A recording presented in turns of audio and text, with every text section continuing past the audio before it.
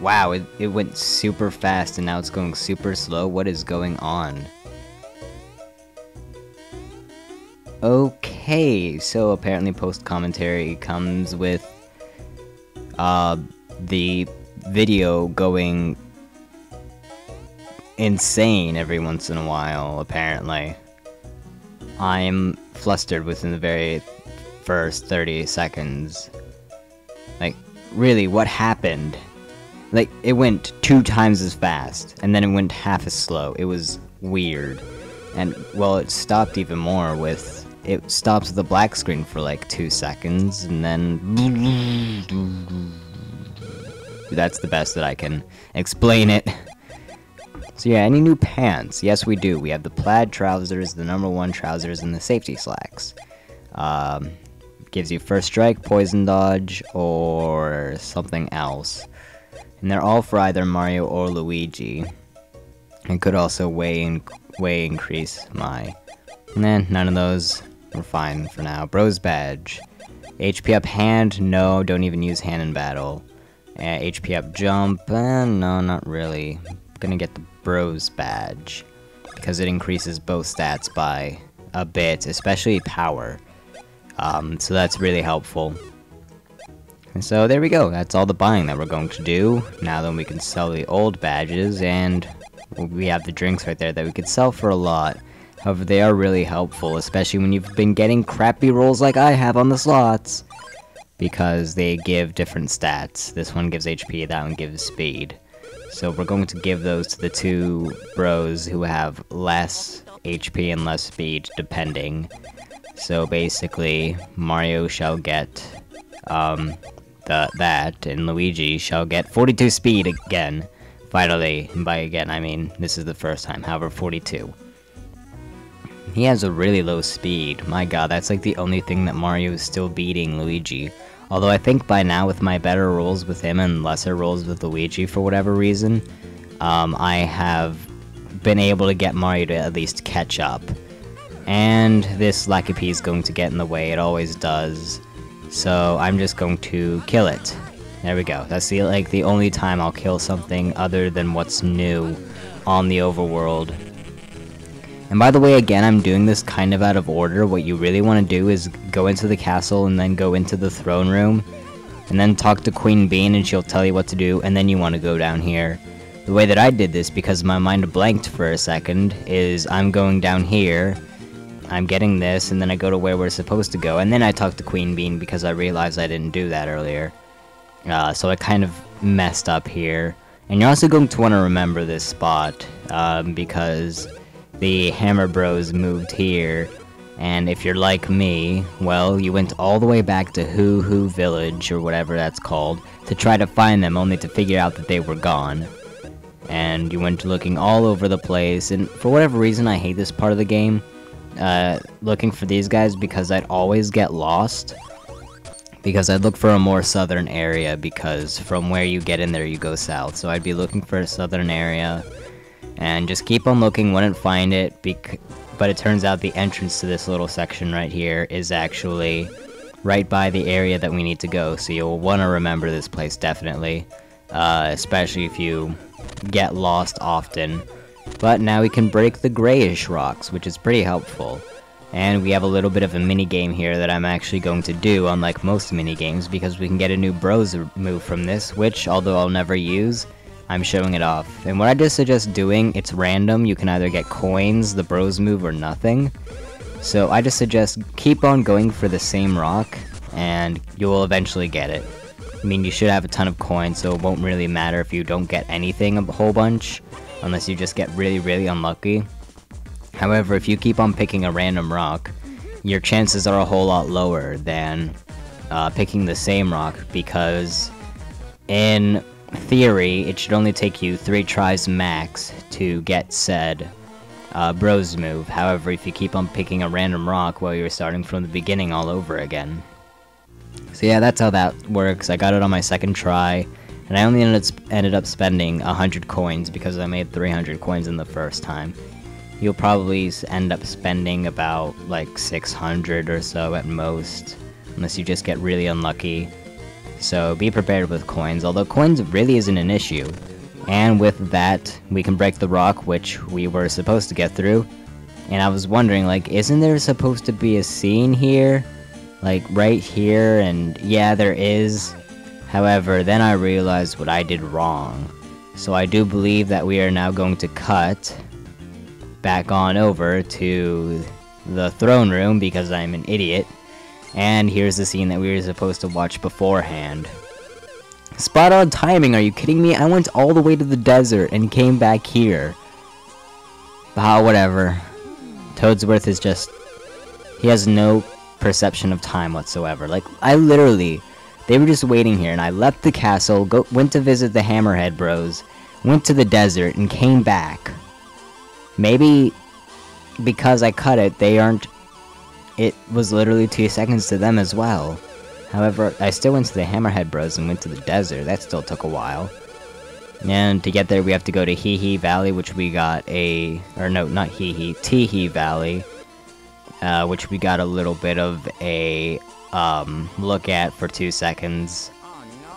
In order to... yay. Luigi, your opinion does not matter. This is a... what's the word? Blanking. Whatever. This is a dictatorship. For some reason I was thinking dominator, which I knew wasn't right. So yeah, Luigi's opinion doesn't matter, and I don't even know what I was talking about before that. But yeah, we need to go to Teehee Valley. I really don't like this area, mainly for the fact that there's only one monster in there, and they're kind of annoying, especially the very first time you play through. And now we're just going to cut back to Teehee Valley, because I'm going to assume you know how to go there, because we kind of went there like a minute earlier. And somehow, we managed to beat them, even though they left earlier. Well, I guess we knew the way exactly, since we kind of already went here. So yeah, we're going... this is the scene that I was talking about, by the way, the scene that should have happened. And yeah, we're going to be back soon, and let's go to Little Fungi Town, or Fungi Town. I'm going to pronounce it Fungi Town, because, you know, fungi, it's like the plural of, mushrooms, or fungus. And, well, Toadsworth is about to explain why this area is so very annoying. Because the princess just proves how easy it is to capture her in this area, as you can see right there. Even a tribal Goomba can do that. Even a cave Goomba can do that. Geico. Or rather, Goombako, or Goomco. What? Goomco. That is called Goomco. So, yeah. We have to deal with the tribal Goombas, whatever they're called. So, let's go on down, rescue her. Luckily, we don't have to climb up this pipe every single freaking time. We're teleported outside once we free her. And every single one of these areas look alike. Just run on up, wave your arms at her, she'll somehow become untied, you'll hug, you'll come out, and then she'll come again. So you really wanna, just... oh, I didn't show these guys. You really just want to follow her and kill all the enemies on the way. I'm going to explain these guys. Their only attack... well, you can't jump on them because they have a spike on their head, that's obvious. Their only attack is that they will make a flash and there will be a gigantic sandstorm, which makes it difficult to see stuff. However, not impossible. Oh wait, I'm actually just showing this battle because we have other new enemies. So yeah, gigantic sandstorm. It's like you can see every other pixel rather than every single pixel. Also, these guys are weak to fire. Yep. Because they're made out of plant, I guess. And we're just going to hammer it to kill it. And kill it with fire, yes. And, oh darn it. I really don't know. I barely ever fight these cactus guys, to be honest. But, yeah, the gritty Goomba will be close to the side where he's going to attack, a little bit closer. That's pretty much all that you need to know about him. Now then, as for the cactus guy, Spiky Sniffit, you can't jump on him either because Spike is in his name, for God's sake. And he will shoot either to make it bounce over your head, and if you jump you get hit, or right at you, and if you jump you'll dodge it.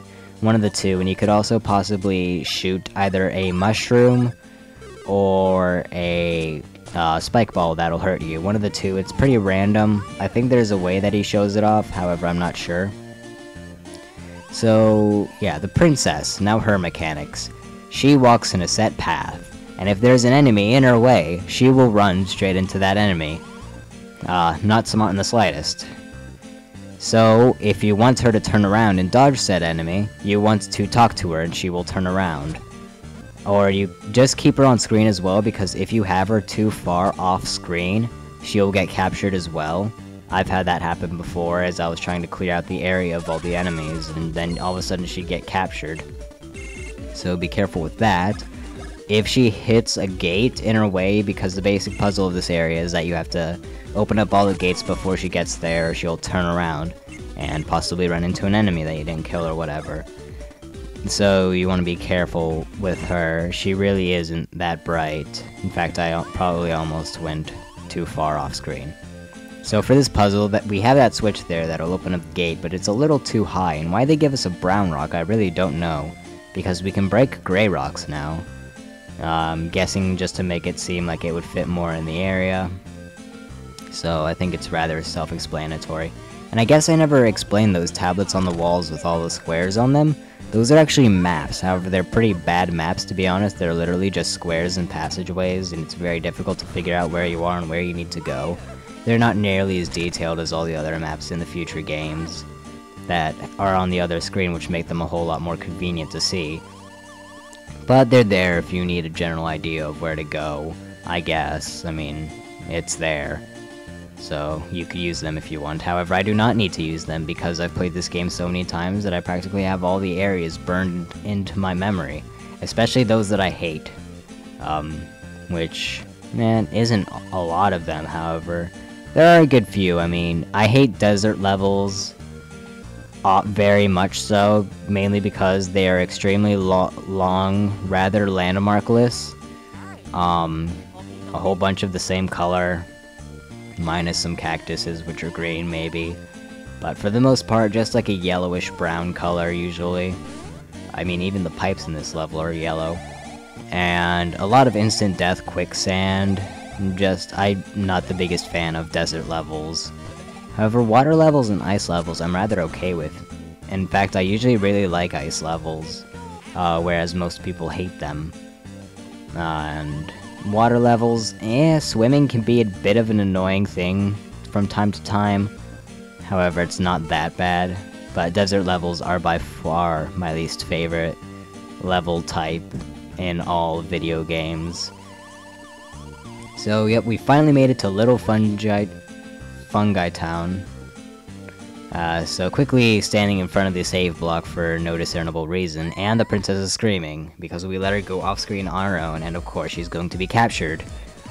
And oh look, the toads are red, that's pretty cool actually, and they're going to try to rescue her apparently. Except not, because they're afraid of this giant rock monster. With a pickle on his head apparently. Now, I'm going to make this boss look like a joke. And would you believe me when I said that I was actually stuck on this boss for a little while? Well, I'll give you the reason. The basic strategy behind this boss is that you want to attack the pickle on his head. Well, I was doing that, and I was doing a ton of damage. However, he wasn't dying, and it was taking forever. So I tried to attack his body. Well, actually, at first I didn't notice the pickle, so I was attacking his body, and it took forever, and I think after a while he eventually killed me with his rock throwing. So, yeah. Yeah. One bro's attack from each brother. He went down that quickly. And they only did like 70 damage in total. It was ridiculous. And I was laughing so hard. Because I used to... Not recently, like only the very first time I found that guy very hard. The next playthroughs I knew what to do and I beat him rather quickly as well. However, I'm pretty sure that I never beat him that quickly. So I guess I should run down his other attacks. As you saw, he could throw rocks. If he spins his arm very quickly, he'll actually put a bit of a spin on the rock and it'll actually aim for the other brother that it was originally aiming for. So say he was swinging his right arm and it was going to go for Mario, but he did it really fast and it spun, it would go for Luigi. He also has another attack where he'll just like start sucking in air, and from behind Mario and Luigi, mushrooms or gritty Goombas or rocks and stuff will come from behind and you have to jump over them. However, try to grab the mushrooms because those actually heal you, and that's pretty helpful. And I'm pretty sure if he grabs a mushroom, it'll heal him as well. Or maybe he'll just get healed in general. He might have another attack, however I don't remember. Basic strategy, just aim for the pickle on top of his head and kill him. I mean, it was rather easy, obviously. So, we've made it to Little Fungi Town. However, that's going to be pretty much it for this part because we're at the 15 minutes that I tried to aim for. So I will see you all next time.